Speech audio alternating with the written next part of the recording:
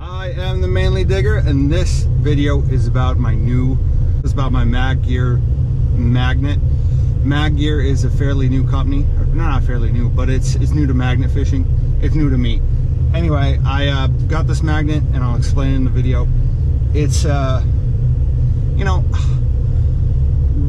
my dad, who's a Maine guide and Maine rider, gave me a tip and said, don't criticize companies' gear. And when I'm not criticizing their gear, it's just I'm looking at it from that 15-year-old kid who wants to start magnet fishing. I'm looking at it from that angle. And it's, you're buying the gear that you can afford and then learning how to use. So that's how I look at it. They're amazing. It's still amazing company. It's still good magnet fishing. It's just costs less, which is awesome. Mainly they go. Also fall in. So what's that? So this video just turned into a cold weather survival. So on this frosty morning, it's not too cold, I am testing out my new magnet fishing magnet from Mag Gear. They a fairly inexpensive company. They sent it to me. I bought it obviously, and they sent it to me, so I'm excited to go use it. The rope looks good. I haven't really done any research on the rope yet, so that is awesome. The only thing, I will say this straight out, and this is kind of, it's not a negative towards them, but you'll see.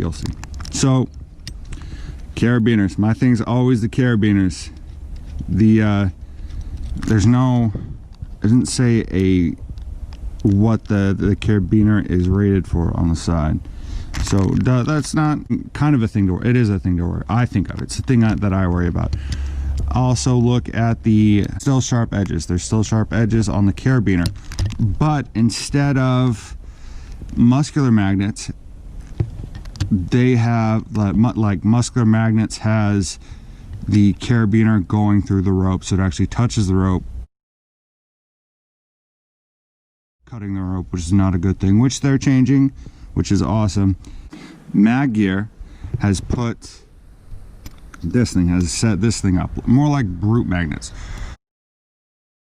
or the Brute company, where it's tied, everything's neat, and they have this thing right here, this piece of plastic, I don't know what it's called, but the rope goes around it, so there's no cutting of the ropes. That's good on them.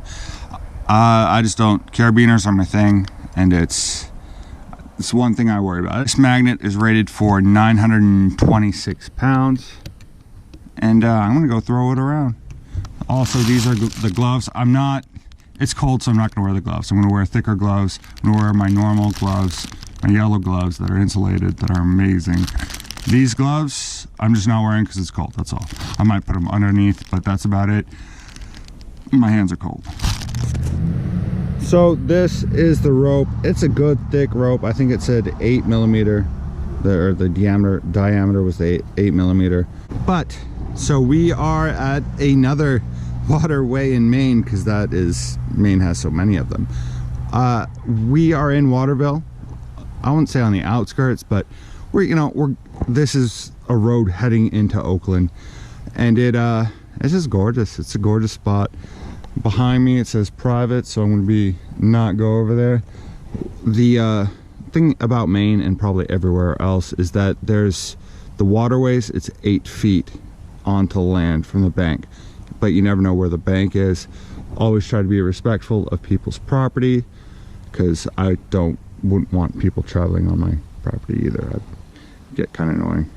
Anyway, so this is a bridge, and I'm going to toss the magnet around a little bit, see how it goes. So this is at 926 pull force. I'll have to check that, probably 925. I probably screwed that up, but I have it all clicked in. I have the magnets ready to go, and I'm on my wrist, or my GoPro is set on my wrist. So if this GoPro gets thrown in, I'm probably going to get frostbite trying to retrieve it, because I love this thing. Anyway, all right, here we go.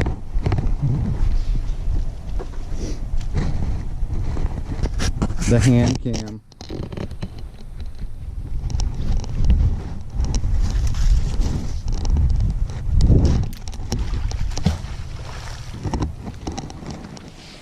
that was the first toss for my mag gear magnet, and I don't know, we'll see. Probably didn't come up with anything. I'm gonna turn this off, and then if I get something, I'll let you know. So the first toss rendered nothing at all, which is not surprising. I'm not disappointed. So we moved close to the bridge, or I moved close to the bridge, and this is the second toss.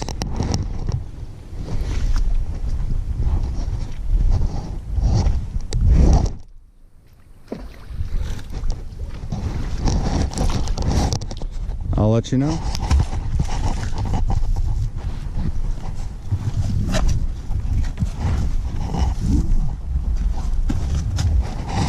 So moved to the bridge, and it's kind of dangerous. Like, there's not a lot of leeway or tolerance, as they would say. So and I mean, trucks whiz by here like nothing, so they have priority. I'm being careful. So dragged it across there. What the current was pulling it that way. It's pretty strong current. So why you need a strong rope or a durable rope is because as the current pulls it this way or pulls the rope that way, and you're pulling along, it grinds against the cement or whatever, rock, whatever you're pulling against. So you need a rope that's durable, and so far I don't see any issues with this rope, which is awesome. So what I did is I went down the other side. I just went down that side, I went down this side, and found mercury rocks. What I'm finding is, the water's clear, which is amazing, is I can see my magnet down there, but the current is pulling the rope, which is pulling the magnet out. So I don't know, it's kind of cool thing. Anyway, a whole bunch of rocks. Good times. Still on the Messalonskee stream.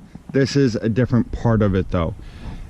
It is it's called an access point or a through point. So upstream is the Messalonskee Lake snow pond combination that I've had a couple times in my video. But also upstream is the mill site, the creepy mill site, where it's hard to get through with a canoe or a boat or anything, any type of boating. It's just hard to get through. So they have different points where you can pull out points or through points that are, you can get around it, or port points. That sometimes they call them port points. Anyway, I'm here with my mag gear magnet, and I'm going to toss it around a couple times because that's what this video is about. Mainly dig out. So I have gotten the magnet stuck. So what I've done is I've removed some of my layers because it's cold out and possibly could get frostbite if I get wet. So I have my boots. I'm going to go in to where I'm not going to get my feet wet because of the boots. But I took off one of my layers. That way if I do go in, I have a dry layer and I can put that on. Yeah, it's stuck. So this video just turned into a cold weather survival. Yeah, not that bad. It's my boots are wet. I have water in my boots. So let me explain what just happened. And it's 48 degrees outside right now. The water is cold. My magnet got stuck, my new magnet, which the plan was to go up to my boots because they're waterproof, and different angles, pull on different angles. What happened was I got like 3 feet away and I was like, yeah, it's cool, I got this. And then I slipped, and it was fairly shallow, so it wasn't that bad, or wasn't deep at all, luckily. But that water was cold. Like, I'm lucky I didn't, it wasn't any colder. I planned ahead. I even have extra socks that I bring with me. But I got back up to my truck, which has the heat on. I have the heat on right now, and it's just a lesson learned, and I'm, you know, lucky. I'm lucky is what I'm getting at. Mainly to get out. So, obviously I'm not cold. I just warmed up a little bit, changed clothes. So this is what I found today. That's it. All right, so I think, yeah, this is most of the stuff I found today. Pulled out of the water. This is kind of cool. No idea what it is. I have to let it dry out and clean up. Obviously a nail. No idea. Have to let it clean up. Probably a nail. Some other stuff. But I am alive and I have all my toes and fingers, which is awesome.